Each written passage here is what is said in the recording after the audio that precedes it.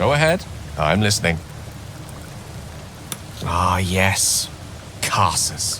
Karsus was perhaps the most powerful wizard that ever lived. The child who would be a god, the elves called him. And he tried. With a spell of his own devising, he endeavored to usurp in one fell swoop the power of the goddess of magic. Netheril, she was called then. Imagine what it must have felt like. To be a god. To know yourself, to be untouchable. To be mistaken. As Karsus aimed his spell at her, she began to unravel, and with her, the entire weave. Too late did he realize what he had unleashed. It would have been the end of everything had not Netheril sacrificed herself. The goddess of magic is all magic. By dying, the entire weave was lost, and the spell that challenged a god failed.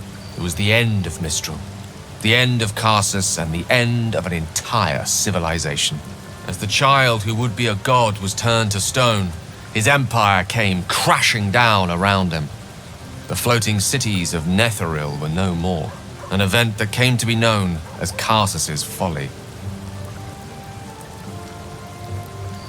If it takes the death of a god to stop you, I'd say your ambition has gotten somewhat out of hand. Not that I'm one to talk, of course. Now, so many centuries later, I try to follow in the footsteps of Karsus.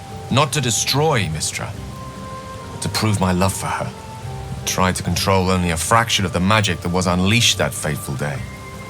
I merely sought to return one tiny diamond to an imperfect crown. Gale's folly, one might call it. History, repetition. It's the way things go. If it should ever come to that, if I ever know I am no longer able to stop it, I will do anything I can to ensure no one but me pays for my mistakes. I will find the remotest place on the surface of Faerun, or perhaps far below in the depths of the Underdark. I will await that death, alone. I promise I will not betray your trust. You kept me by your side despite the menace that I am. If worst comes to worst, I will be long gone before the curtain falls.